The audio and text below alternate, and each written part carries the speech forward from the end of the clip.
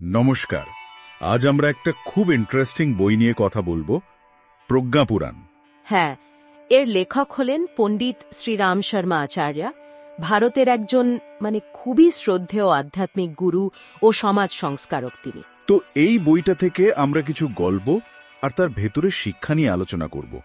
দেখব আজকের দিনে সেগুলো কতটা কাজের। ঠিক, আর বইটা কিন্তু ইংরেজিতেও পাওয়া যায়, সুতরাং ভাষাটা কোনো সমস্যা নয়। আচ্ছা, বেশ ভালো খবর এটা। তার মানে অনেকেই পড়তে পারবেন। অবশ্যই। পণ্ডিত শ্রীরাম শর্মা আসলে জোর দিয়েছেন আত্মবিশ্লেষণের ওপর, সেলফ অ্যানালিসিস আর আধ্যাত্মিক জ্ঞান। হ্যাঁ, সেটাই। তার কথা হলো, মানুষ যখন খালি জাগতিক জিনিস নিয়ে বাইরের জিনিস নিয়ে পড়ে থাকে, জীবনের গভীর অর্থটার খোঁজে না, এক্স্যাক্টলি, তখনই ভেতরে একটা অস্থিরতা, একটা অশান্তি তৈরি হয়। প্রজ্ঞাপুরাণের গল্পগুলো কিন্তু এই ব্যাপারগুলোই তুলে ধরে। যখন ধরুন ওই বইয়ের প্রথম দিকের গল্পটা, সেই শেঠ বা ব্যবসায়ীর। হ্যাঁ, মনে আছে।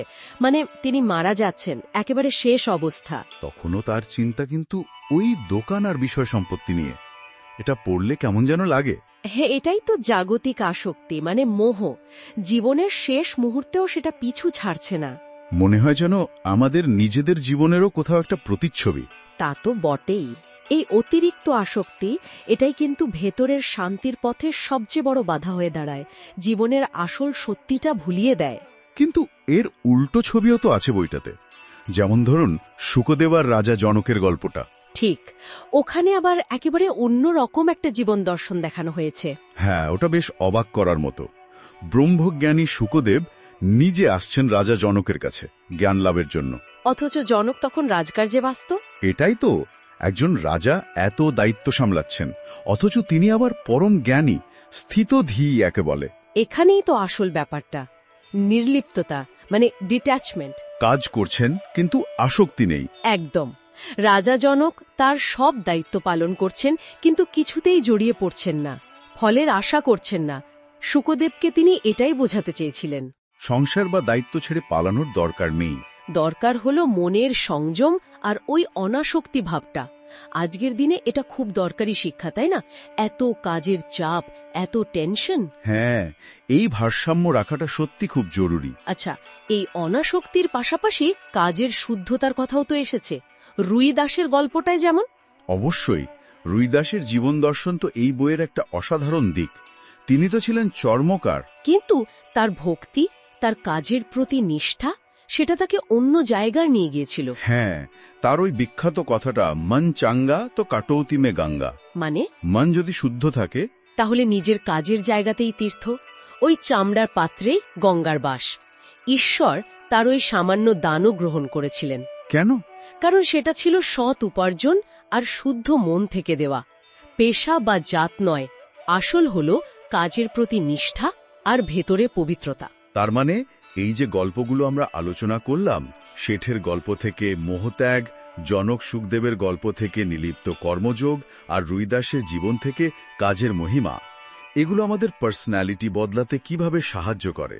দেখুন, ব্যক্তিত্ব বদলানো মানে তো আসলে ভেতরটা বদলানো, তাই না? যখন আমরা মোহ কাটাতে শিখি, মনটা একটু শান্ত হয়। ঠিক। যখন কাজের মধ্যেও ওই ডিটাচমেন্টটা আনতে পারি, তখন স্ট্রেস কমে, একটা স্থিরতা আসে। আর রুইদাসের মতো নিজের কাজকে যখন সম্মান করি, সৎভাবে করি, তখন আত্মসম্মান বাড়ে, জীবনে একটা মানে খুঁজে পাওয়া যায়। এই শান্তি, স্থিরতা, নিষ্ঠা, আত্মমর্যাদা, এগুলোই তো একটা ভালো ব্যক্তিত্বের ভিত গড়ে তোলে। প্রজ্ঞাপুরাণ এই ভিতটা গড়তেই সাহায্য করে। আর এই জ্ঞানটা আজকের দিনে এত জরুরি কেন?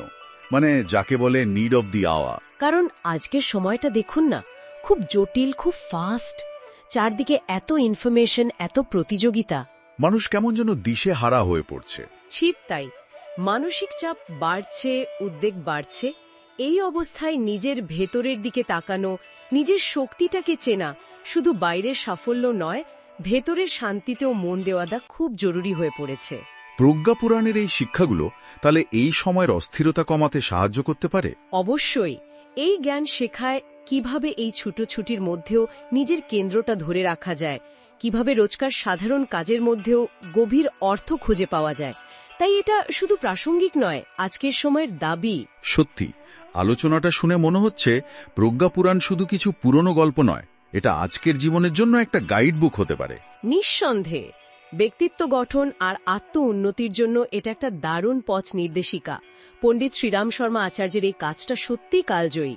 যারা নিজেদের জীবনটাকে আরেকটু ভালো আরেকটু অর্থপূর্ণ করতে চান তাদের জন্য তাহলে বইটা পড়া উচিত। একদম। আর বইটা তো অনলাইনে পাওয়াও যায় সহজেই। আমার মনে হয় সংগ্রহ করে পড়লে অনেকেই উপকৃত হবেন। আলোচনা আমরা প্রায় শেষ করে এনেছি, তবে যাওয়ার আগে একটা প্রশ্ন মনে আসছে, শ্রোতাদের ভাবনার জন্য রেখে যাই। হ্যাঁ, নিশ্চয়ই। ওই যে রুই দাসের গল্পটা আমরা শুনলাম, সেটা মনে রেখে আমরা কি একটু ভেবে দেখতে পারি আমাদের প্রতিদিনের যে কাজগুলো, যেগুলো হয়তো খুব সাধারণ মনে হয় বা একঘেয়ে লাগে, সেগুলোর মধ্যে কিভাবে আরেকটু বেশি আন্তরিকতা, আরেকটু বেশি নিষ্ঠা আর গভীর অর্থ খুঁজে নেওয়া যায়? এই প্রশ্নটা রইল। নমস্কার। নমস্কার।